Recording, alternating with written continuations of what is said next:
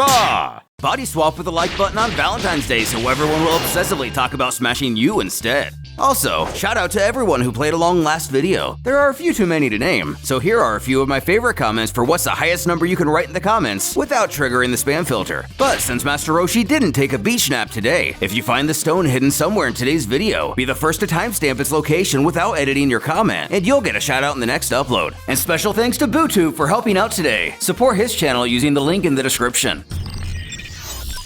The two gods rushed the monster's body, channeling all of their power in an attempt to obliterate Majin Buu. It was then that his head smirked and fired a powerful mouth blast that pierced through the West Kai's torso and right through her back. She gasped, coughing blood as she fell helplessly out of the sky. North Kaioshin was horrified, having barely just managed to see what happened, and having no time to process the loss of his comrade as Kid Buu was already above him, hands clasped. Without wasting a second, Majin Buu's headless body fired a ki wave that completely engulfed the northern deity, leaving not even a trace of the god. Managing to free himself from the rubble, East Kai saw Majin Buu's head and body meet and reform, before the monster turned to the fallen western goddess and coldly disintegrated her with another energy blast. "No!" shouted the youngest of the gods, desperate. Bibbidi, having reached the peak of joy, made his way back to his slave's side. A bit further down, the Grand Kaioshin was motionless and silent. His face revealed great anger, but also apprehension. As a leader, he had never been involved in fighting, instead placing his trust in his companions. That's not to say he wasn't able to defend himself, but it was neither his role or in his peaceful nature to seek out such confrontation. During his hundreds of millennia, the Kaioshins had faced no serious threats and hadn't been overly concerned with the dangers of the worlds below. His role as overseer meant he made final decisions from time to time, but rarely invested himself personally in any project, and certainly no fight. But now his fellow lords, his closest friends, had been slaughtered like bugs, and he cursed himself on the inside. The greatest threat to have ever faced the universe had been unleashed, roaming freely over the sacred planet of the Kais. He was the only one left standing in Majin Buu's way, and he had to somehow neutralize this insane child fast. "So, Kaioshin," Bibbidi intoned with a mocking smugness, "my Majin Buu is far stronger than you. I think you have been an annoyance quite long enough. Majin Buu, execute this insufferable goody two-shoes." But the Jin had turned in the direction of the East Kaioshin, the deity trembling as he tried to free himself. Ignoring his master's orders, Majin Buu flew away, seemingly towards the youngest Supreme Kai. "Hey!" Bibbidi shouted in vain. "Just what do you think you're doing? Not him! Kill the fat one! Obey me this instant!" No, he didn't want to.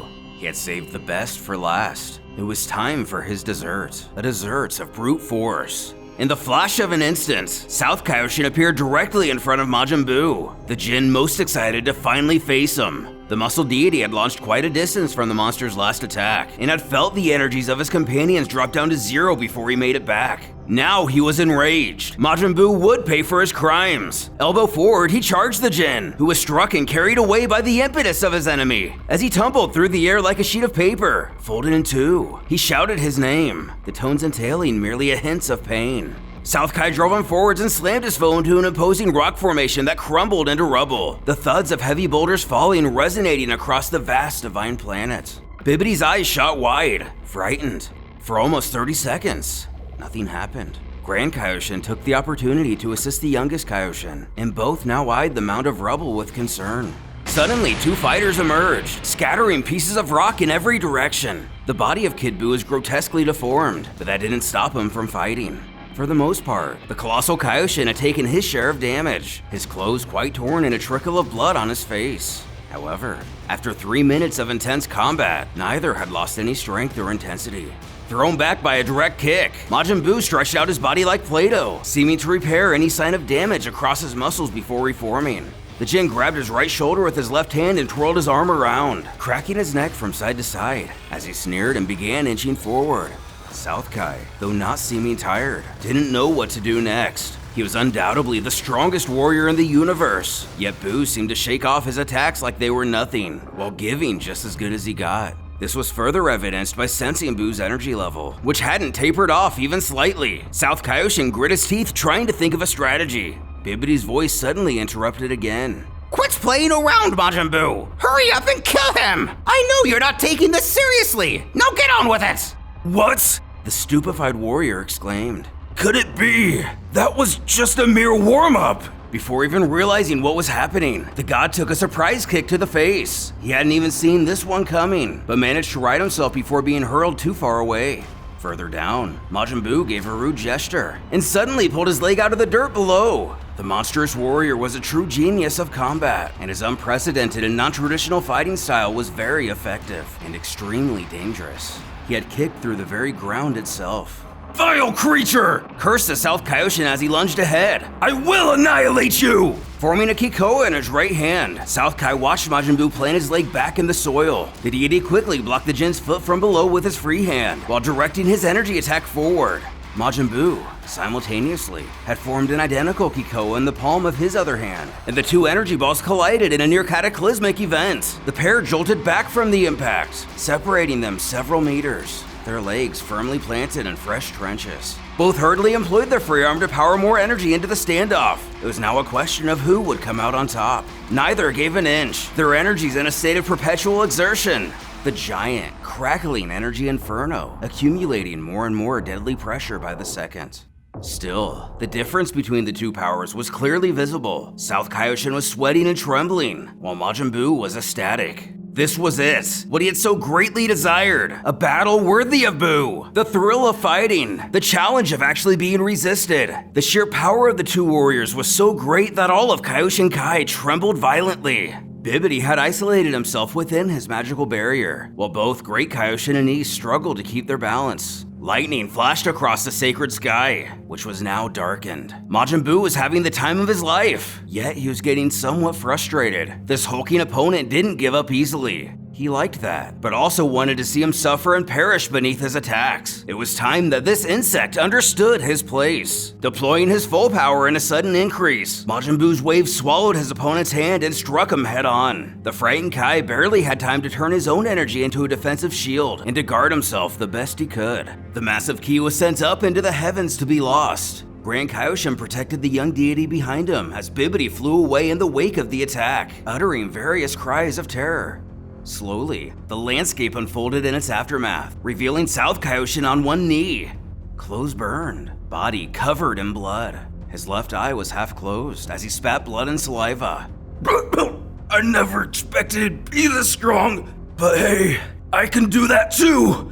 Majin Buu was walking again, cheerful. Bibidi had been propelled elsewhere, but that wasn't his problem. Now he was going to have to torture this toy and make him his snack. From his point of view, it was already over. Nothing could ever oppose him again. It was then the Southern Kaioshin unveiled the absolute maximum of his aura. Majin Buu raised an eyelid, puzzled. Could this fighter still prove troublesome? The god clasped his hands in front, fingers folded down so that they almost appeared glued. A compacted ki ball surrounded by streaks of azure electricity appeared in the center, a sight that instantly chilled Buu. What was the sensation? This feeling? This attack? He had felt true. It was dangerous. South chuckled, concentrating despite the blood trickling down his eyes. "This time, it's all or nothing. I'll give you every last bit of energy I've got." "Don't do it!" exclaimed the Grand Kaioshin in the distance. "In your current state, that level of attack could deplete your life force itself." No, added the Eastern Kaioshin, still weak. "We've already lost too many." "I have no other choice," replied the god over the south, smiling. "If I don't stop it, the entire universe is doomed. I'm counting on you to look after it. Train yourself, Kaioshin of the East. Protect whatever remains." With those words, he uttered a deep cry and unleashed his final attack. The energy wave stared down Buu, who was genuinely paralyzed. This wasn't possible. No, this Kai's blast couldn't possibly be stronger. If he was genuinely outmatched, he would have to take it all. Something snapped in Majin Buu, the effects of this new emotion producing a strange reaction. The formula used in his creation had never considered fear as a useless data. It was just that Bibidi didn't need a flighty or sensitive soldier. Within his genetics, an instinct was triggered, something common to all living beings, even those who were insane. Survival. At the moment of impact, Majin Buu dispersed into hundreds of small pink blobs. The Kaioshins were stupefied, while many of the Jin's particles had been disintegrated. The ones remaining swarmed the South Kai. The warrior god completely drained from his previous attack and unable to react. Within seconds, the goo-like putty had totally covered him, his companions losing sight of him. What's he doing? East Kaioshin watched, terrified. This can't be, muttered Grand Kaioshin, unable to even finish his thoughts. Gradually, the body of the monster took its shape, but not that of the neurotic Kid Buu. This new pink form was much thicker, with muscles superimposed across his back, chest, and arms. Majin Buu had become a juggernaut, and while his face appeared somewhat surprised, he also seemed less wild. The crest atop his head was also lengthened greatly. Bibbidi reappeared, his clothing crumpled. The wizard was amazed at the sight of his Majin Buu, finding his new form astonishing. Majin Buu, is that you? Unbelievable! You look so strong! What did you do?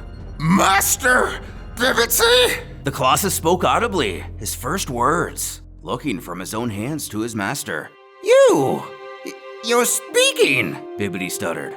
Further on, Grand Kaioshin's mind was racing at top speed. This Majin Buu felt like an entirely new creature. It was his survival instinct that had driven him to absorb his opponents. And apparently, the result of such a merger was most impressive. The Jin had inherited several characteristics of the Kaioshin, most notably physically. But in addition to his outward adaptations, he had seemed to gain an intellect of some kind through the absorption. The leader of the gods saw this ability for what it really was: unlimited potential.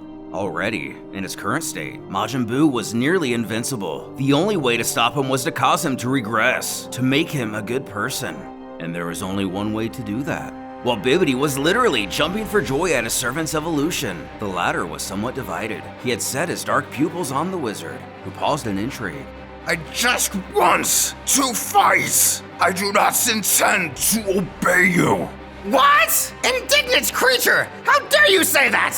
Bibbidi yelled, outraged. I created you! And now that you understand what I've been saying this entire time, you will follow my orders! I didn't make you to think for yourself! I made you to obey! If you don't, I'll seal you back in your ball! Is that what you want?